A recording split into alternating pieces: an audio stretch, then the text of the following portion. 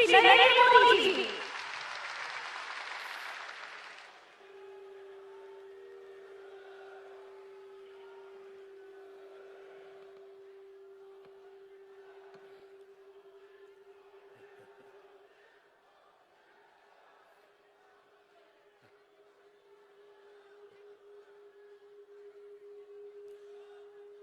भारत माता की,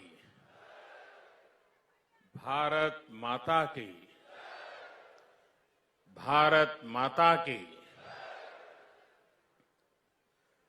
असम के लोकप्रिय मुख्यमंत्री श्री सर्बानंद सोनोवाल जी, केंद्रीय मंत्रिपरिषद के मेरे सहयोगी श्री रामेश्वर तेली जी,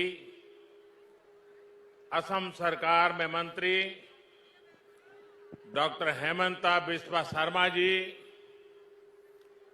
भाई अतुल बोरा जी, श्री केशव महंत जी, श्री संजय किशन जी, श्री जगन मोहन जी, हाउसफेड के चेयरमैन श्री रजिंद्र कुमार दास जी, अन्य सभी सांसदगण, विधायकगण और असम के मेरे प्यारे भाइयों और बहनों,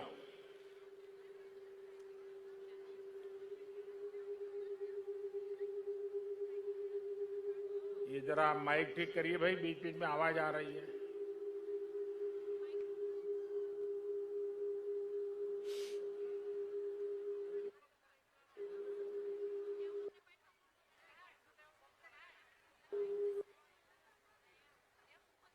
মই अखोम बाखिक इंग्राजी नब्बरखा अरु बुघाली बिहोर अंतरिक्ष शुभेच्छा जोने से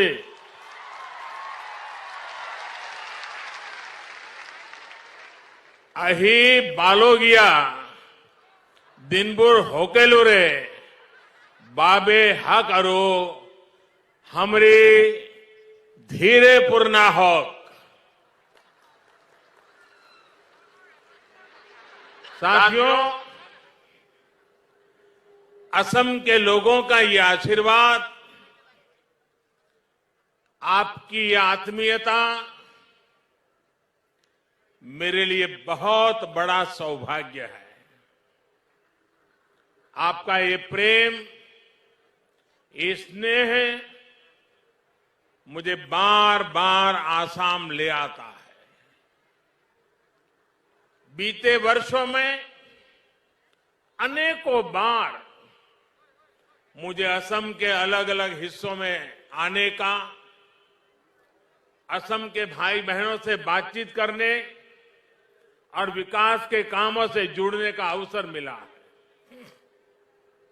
पिछले वर्ष मैं कोकराझार में ऐतिहासिक बोडो समझौते के बाद जो उत्सव हुआ उसमें शामिल हुआ था। अब इस बार असम के मूल निवासियों के स्वाभिमान और सुरक्षा से जुड़े इतने बड़े आयोजन में मैं आपकी खुशियों में शामिल होने आया हूं। आज असम की हमारी सरकार ने आपके जीवन की बहुत बड़ी चिंता दूर करने का काम किया है। 1 लाख से ज्यादा मूल निवासी परिवारों को भूमि के स्वामित्व का अधिकार मिलने से आपके जीवन की एक बहुत बड़ी चिंता अब दूर हो गई है। भाइयों और बहनों, आज के दिन स्वाभिमान, स्वाधीनता और सुरक्षा के तीनों प्रतीकों का भी एक प्रकार से समागम हो रहा है। पहला, आज असम की मिट्टी से प्यार करने वाले मूल निवासियों के अपनी जमीन से जुड़ाव को कानूनी संरक्षण दिया गया। दूसरा, ये काम ऐतिहासिक शिवसागर में जैरेंगा पठार की धरती पर हो रहा है। ये भूमि असम के भविष्य के लिए सर्वोच्च त्याग करने वाली महासती जयमती की बलिदान भूमि है। मैं उनके अदम्य साहस को और इस भूमि को आदरपूर्वक नमन करता हूं। शिव सागर के इसी महत्व को देखते हुए इसे देश की 5 सबसे आइकॉनिक आर्कियोलॉजिकल साइट्स में शामिल करने के लिए सरकार जरूरी कदम उठा रही है। भाइयों और बहनों, आज ही देश हम सबके प्रिय, हम सबके श्रद्धेय नेताजी सुभाष चंद्र बोस की 125वीं जन्म जयंती मना रहा है। देश ने अब तय किया है इस दिन की पहचान अब पराक्रम दिवस के रूप में होगी। मां भारती के स्वाभिमान और स्वतंत्रता के लिए नेताजी का स्मरण आज भी हमें प्रेरणा देता है। आज पराक्रम दिवस पर पूरे देश में अनेक कार्यक्रम भी शुरू हो रहे हैं। इसलिए एक तरह से आज का दिन उम्मीदों के पूरा होने के साथ ही हमारे राष्ट्रीय संकल्पों की सिद्धि के लिए प्रेरणा लेने का भी अवसर है। साथियों, हम सभी एक ऐसी संस्कृति के ध्वजवाहक है जहां हमारी धरती, हमारी जमीन सिर्फ घास, मिट्टी, पत्थर के रूप में नहीं देखी जाती। धरती हमारे लिए माता का रूप है। असम की महान संतान भारत रत्न भूपेन हजारिका ने कहा था, ओ मोर धरित्री आई, ओ मोर धरित्री आई, चोरो नोटे डीबा थाई, खोतियो कोर निस्तार नाई, माटी बीने ओहो हाई। यानी है धरती माता, मुझे अपने चरणों में जगह दीजिए। आपके बिना खेती करने वाला क्या करेगा? मिट्टी के बिना वो असहाय होगा।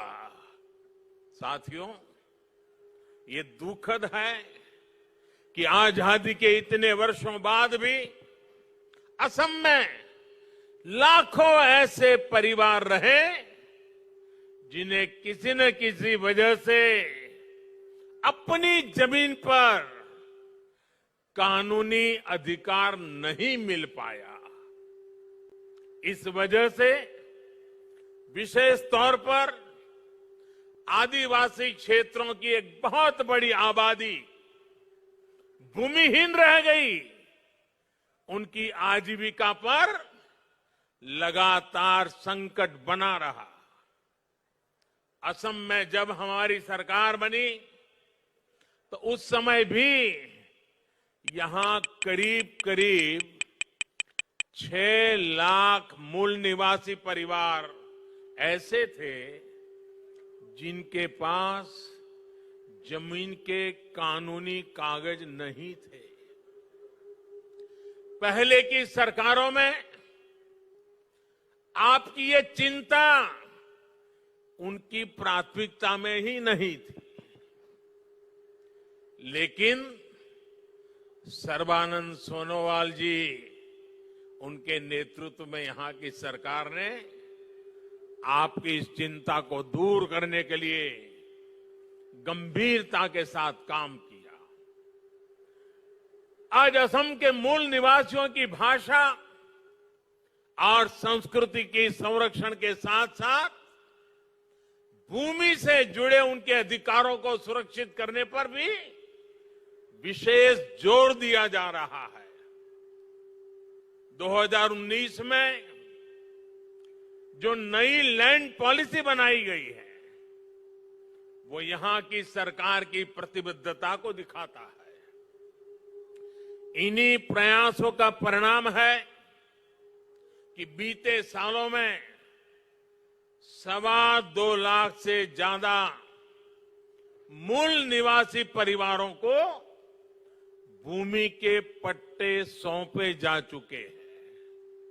अब इसमें 1 लाख से ज्यादा परिवार और जुड़ जाएंगे। लक्ष्य ये है कि असम के ऐसे हर परिवार को जमीन पर कानूनी हक जल्द से जल्द मिल सके। भाइयों और बहनों, जमीन का पट्टा मिलने से मूल निवासियों की लंबी मांग तो पूरी हुई है, इससे लाखों लोगों का जीवन स्तर बेहतर होने का रास्ता भी बना है। अब इनको केंद्र और राज्य सरकार की दूसरी अनेक योजनाओं का लाभ मिलना भी सुनिश्चित हुआ है, जिनसे हमारे ये साथी वंचित थे।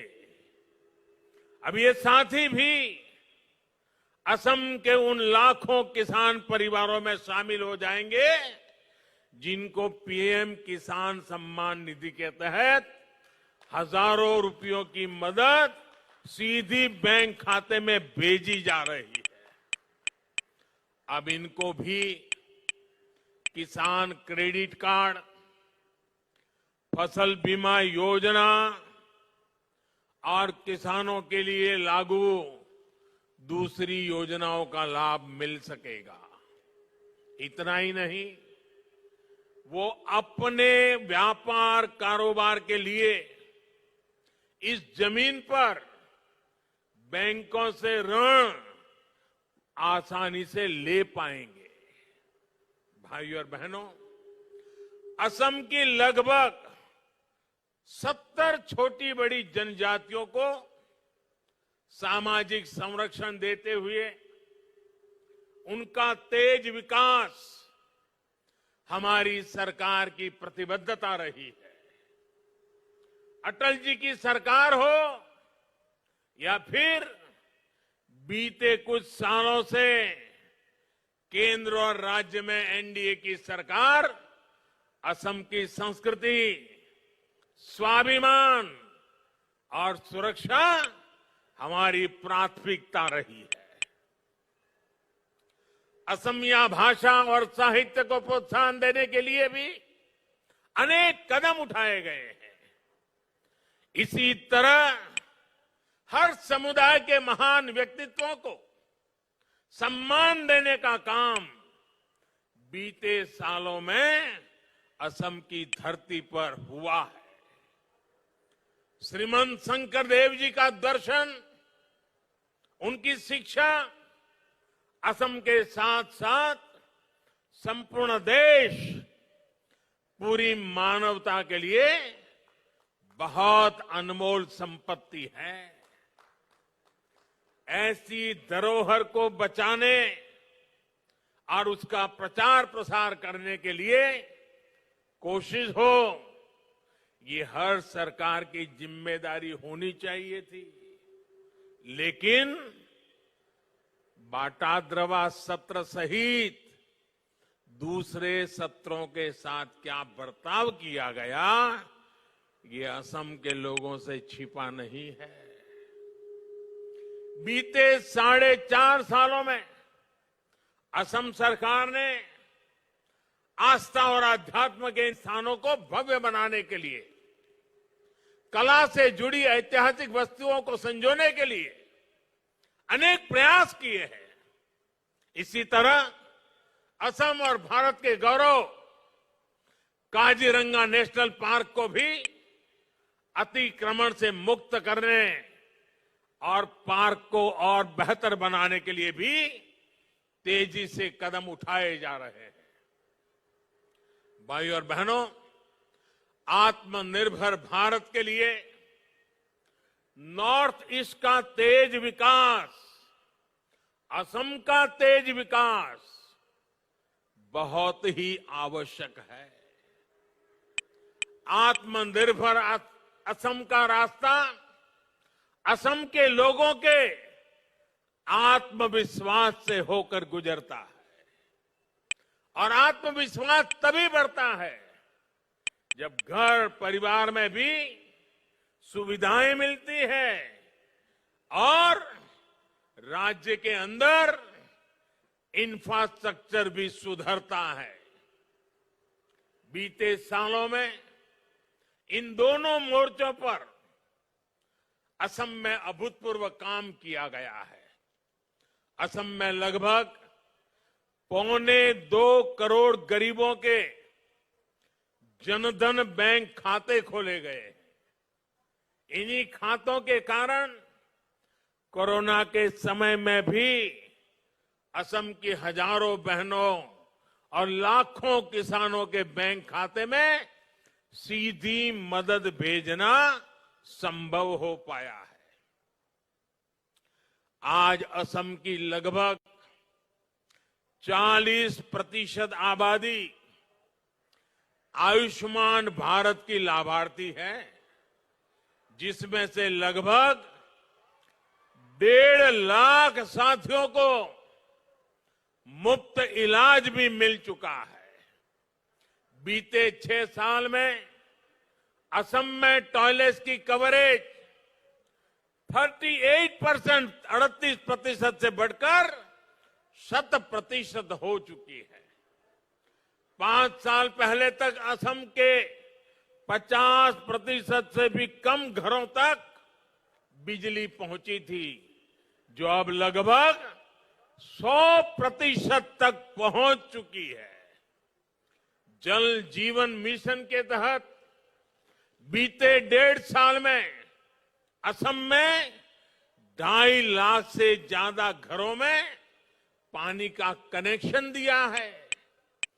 केंद्र और राज्य सरकार का डबल इंजन 3-4 वर्षों में असम के हर घर तक पाइप से जल पहुंचाने के लिए काम कर रहा है। भाइयों और बहनों, ये जितनी भी सुविधाएं हैं, इनका लाभ सबसे ज्यादा हमारी बहनों बेटियों को ही होता है। असम की बहनों बेटियों को बहुत बड़ा लाभ उज्ज्वला योजना से भी हुआ है।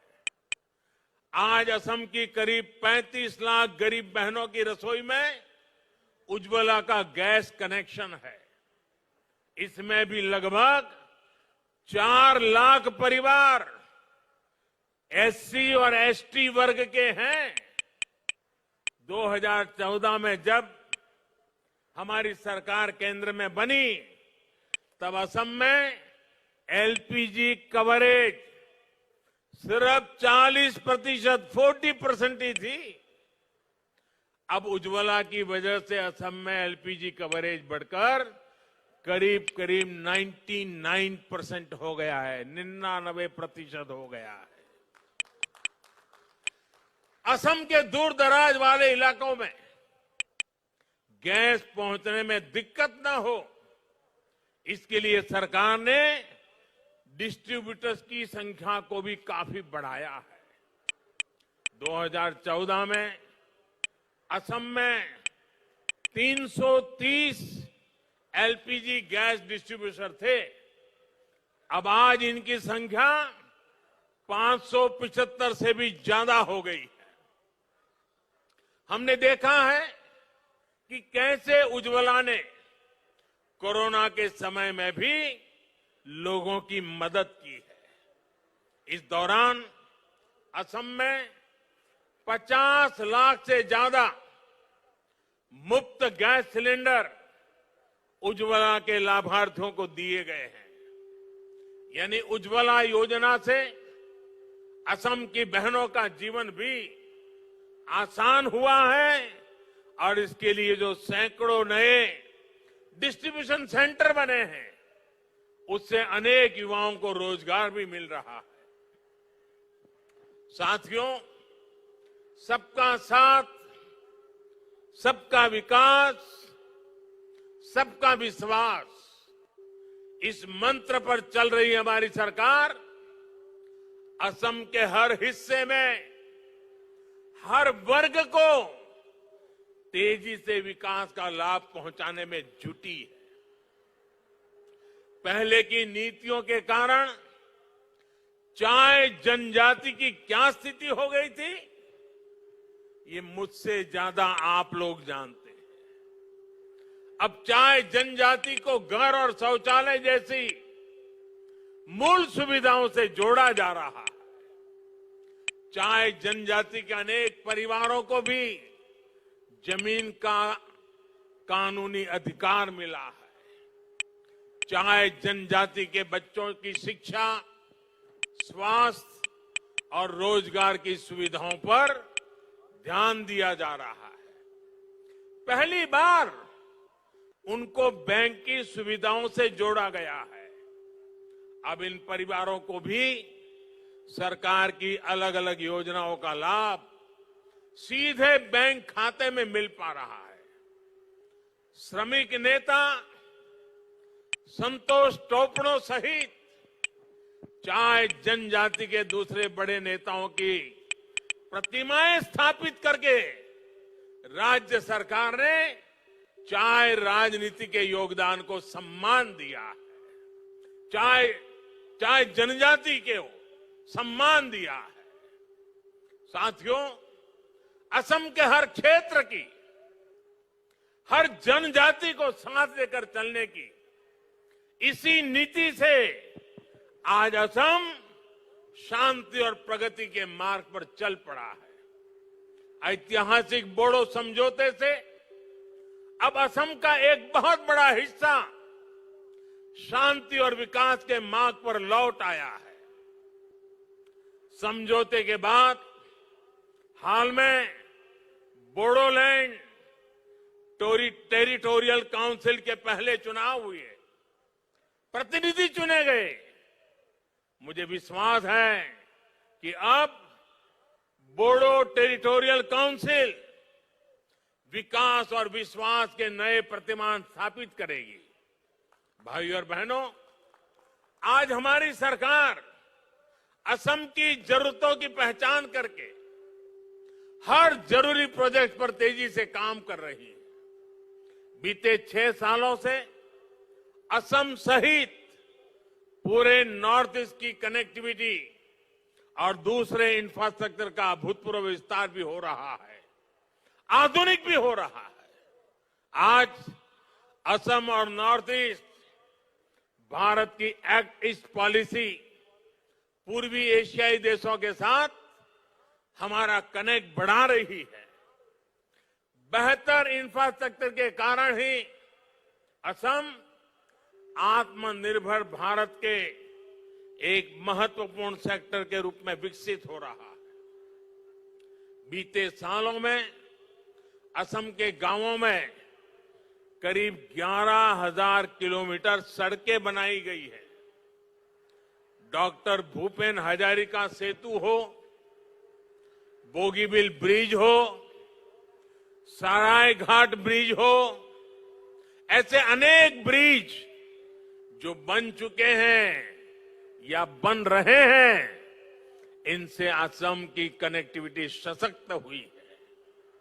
अब नॉर्थ ईस्ट और असम के लोगों को आने जाने के लिए लंबे मार्ग से और जीवन को खतरे में डालने की मजबूरी से मुक्ति मिल रही है। इसके अलावा जलमार्गों से बांग्लादेश, नेपाल, भूटान और म्यांमार के साथ कनेक्टिविटी पर भी फोकस किया जा रहा है। साथियों, असम में जैसे जैसे रेल और एयर कनेक्टिविटी का दायरा बढ़ रहा है, लॉजिस्टिक्स से जुड़ी सुविधाएं बेहतर हो रही है, वैसे वैसे यहां उद्योग और रोजगार की नई संभावनाएं बन रही हैं। लोकप्रिय गोपीनाथ बोरदोलोई इंटरनेशनल एयरपोर्ट में आधुनिक टर्मिनल और कस्टम क्लियरेंस सेंटर का निर्माण हो, कोकराझार में रूपसी एयरपोर्ट का आधुनिकीकरण हो, बोंगई गांव में मल्टी मॉडल लॉजिस्टिक हब का निर्माण हो, ऐसी सुविधाओं से ही असम में औद्योगिक विकास को नया बल मिलने वाला है। भाइयों और बहनों, आज जब देश गैस बेस्ड इकोनॉमी की तरफ तेजी से आगे बढ़ रहा है, तो असम भी इस अभियान का एक अहम साझीदार है। असम में तेल और गैस से जुड़े इंफ्रास्ट्रक्चर पर बीते वर्षों में 40,000 करोड़ रुपए से अधिक का निवेश किया गया है।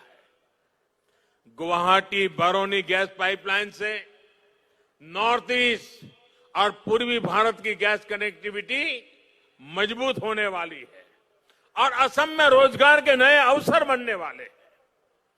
नुमालीगढ़ रिफाइनरी का विस्तारीकरण करने के साथ साथ वहां अब बायो रिफाइनरी की सुविधा भी जोड़ी गई है।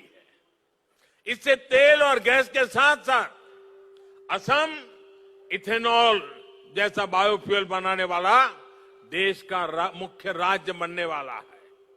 भाइयों और बहनों, असम जब स्वास्थ्य और शिक्षा के हब के रूप में भी विकसित हो रहा है, एम्स और इंडियन एग्रीकल्चर रिसर्च इंस्टीट्यूट जैसे संस्थान बनने से असम के युवाओं को आधुनिक शिक्षा के नए अवसर मिलने वाले।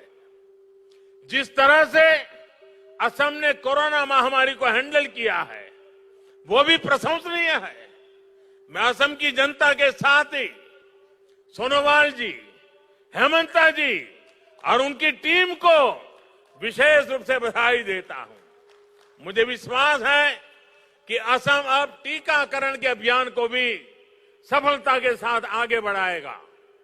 मेरा असम वासियों से भी आग्रह है कि कोरोना टीकाकरण के लिए जिसकी बारी आए वो टीके जरूर लगवाएं और ये भी याद रखें कि टीके की एक डोज नहीं, दो डोज लगनी जरूरी है।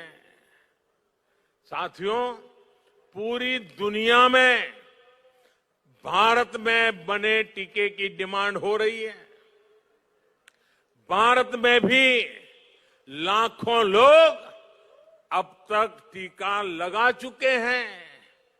हमें टीका भी लगवाना है और सावधानी भी जारी रखनी है। अंत में फिर एक बार उन सभी साथियों को बहुत बहुत बधाई जिनको भूमि का अधिकार मिला है। आप सब स्वस्थ रहें, आप सब प्रगति करें, इसी कामना के साथ आपका बहुत बहुत आभार। मेरे साथ बोलिए, भारत माता की। भारत माता की, भारत माता की। बहुत बहुत धन्यवाद।